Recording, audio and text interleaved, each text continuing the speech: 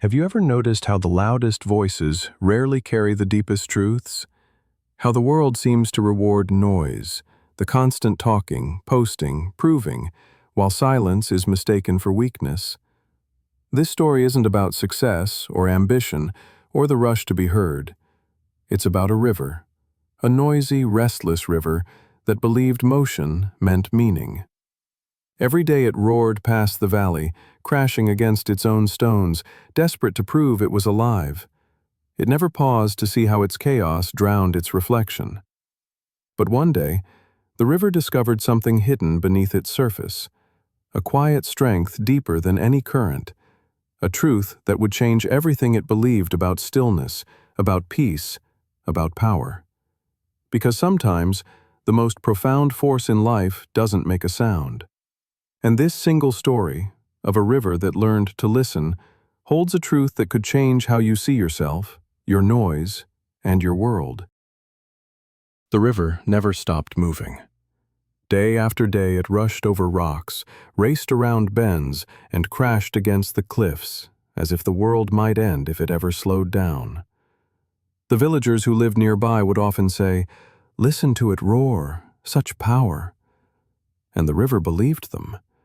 It thought noise meant strength, and speed meant purpose. But beneath the surface, something strange was happening. The more it hurried, the shallower it became. The water frothed and splashed, yes, but the depth, the quiet part that once held reflection and calm, began to vanish. Fish left. The reeds bent and broke. Even the stones beneath could no longer rest. Still, the river refused to stop. It compared itself to others, to the still lake that mirrored the sky, to the deep sea that swallowed storms without trembling. Envy filled its waves. "They are admired for their calm," the river said, "but I am the one that moves the world." And so it pushed harder, carving its banks, tearing through valleys, flooding fields. It grew louder, prouder, until one morning, after a night of relentless rain, it overflowed. Houses fell. The valley drowned. What was once its song of pride became a sound of ruin. The next day, when the clouds cleared, the river felt empty for the first time. The villagers no longer praised its voice, they feared it. The river looked upon the still lake once again and asked, "Why do they love you for your silence and curse me for my song?" The lake said nothing. It only reflected the sky, vast, endless, unbothered. That silence hurt more than any rock, because in that moment the river realized everything it destroyed came from its own refusal to be still. And yet, it didn't know how to stop. Every ripple inside it whispered, "Move, prove, be seen." That was the river's conflict. The noise had become its identity. To quiet itself felt like death, but to keep roaring was to destroy everything it touched. Days turned into weeks. The river's once thunderous voice became hoarse, scattered among broken banks. For the first time, it felt exhaustion, not from distance, but from meaninglessness. It had traveled far and destroyed much, yet felt smaller than ever.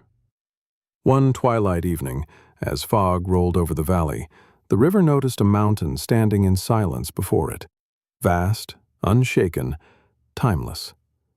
The mountain had watched the river for centuries, its calmness untouched by praise or storm. "Why do you never move?" the river asked bitterly.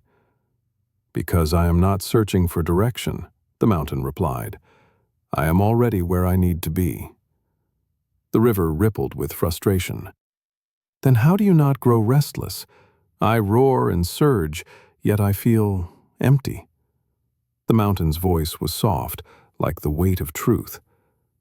"Because you mistake noise for power. The deepest part of you is the quietest, the current beneath the surface. It is there that your true strength waits." The river hesitated. "But I am a river. I must flow." "Yes," said the mountain, "but not all flow is forward. Sometimes, wisdom means learning to rest in your depth before rushing again. Those words echoed through the valley, long after the wind had gone still. That night, the river tried to listen, to itself.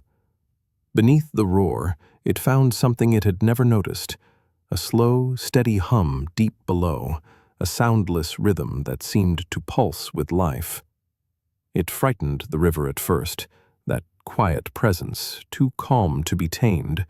It doubted the mountain's lesson. If I grow quiet, will they still see me? Will they still call me strong? The mountain said nothing. Silence itself was the answer. And in that silence, the river realized something subtle. The noise was not power, it was fear. Fear of being unseen. Fear of what would emerge if it stopped running. So, for the first time, the river decided to try something new. It slowed, just a little. The world did not end. The stars appeared above, mirror faintly on its surface. The reeds began to return, and the fish, cautious but curious, swam near again. The mountain said, "Now you begin to understand. Silence is not the absence of life. It is the space where life begins again." At first, silence felt like surrender. The river's edges trembled with hesitation, unsure how to live without its thunder. But the memory of the mountain's calm presence anchored it. Slowly, it began to let go of its need to shout. The splashing softened, the foam settled, and the once furious current began to breathe. With each passing dawn, something shifted. The valley started to bloom again.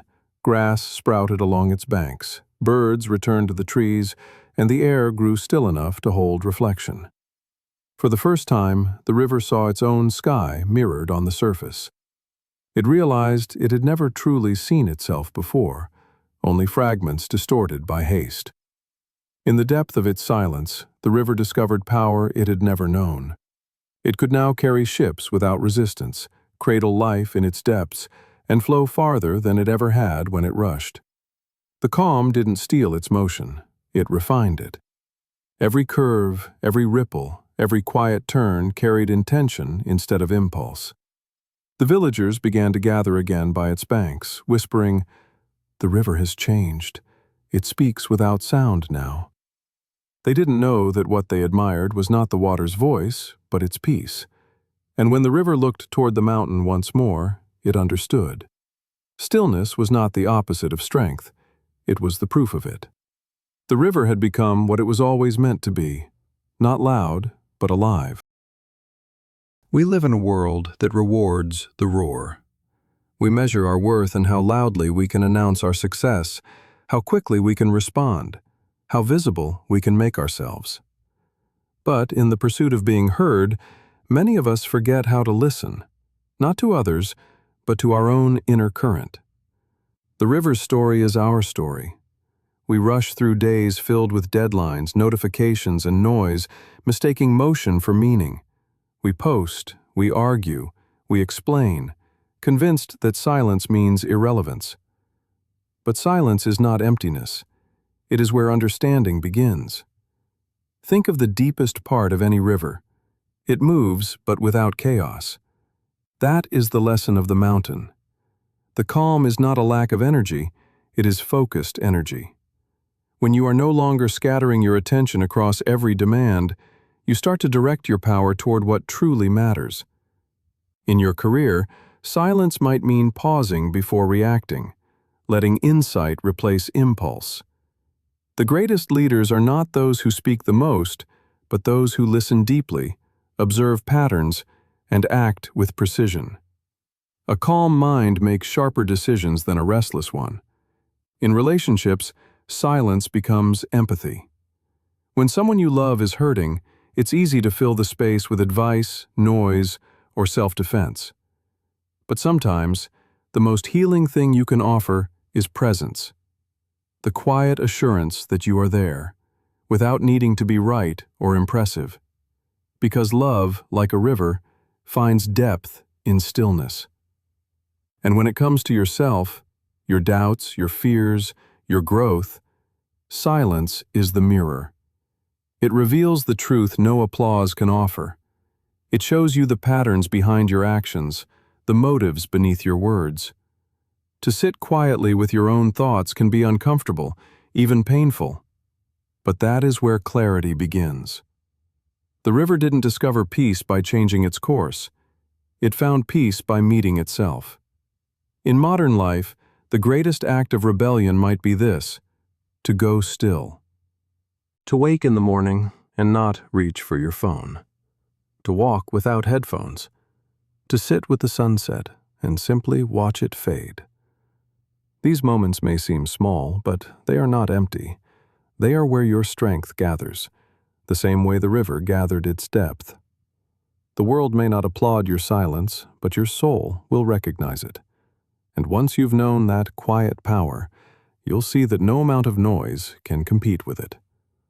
So, when you feel the urge to prove yourself, to rush, to fill every gap with sound, remember the river. Remember that the loudest parts of life often reveal the shallowest depths. Let yourself sink beneath the surface, where the water moves slower but stronger, unseen but unstoppable. Because in the end, it isn't the roar that endures, it's the depth. And the deepest part of you is waiting, right there, in the quiet you've been avoiding. So here's the question only you can answer. When was the last time you were truly silent? Not the kind of silence filled with scrolling or planning, but the kind where you simply exist, breathing, without needing to prove or perform. Maybe it's been years. Maybe you've been rushing like that river, loud, driven, certain that movement equals worth. But now you know the truth. The deepest strength is found beneath the surface. Tonight, give yourself 5 minutes of quiet. No screens, no noise, just stillness. Let your thoughts drift like water returning home. Listen, not to the world, but to the voice within that never shouts, only waits. Write in the comments below, what will your moment of silence look like tonight? Then share this story with someone who needs to hear that stillness isn't weakness, it's wisdom. And if you believe the world needs more stories like this, like, share, and subscribe. Because sometimes the most powerful change begins not with a word, but with a pause.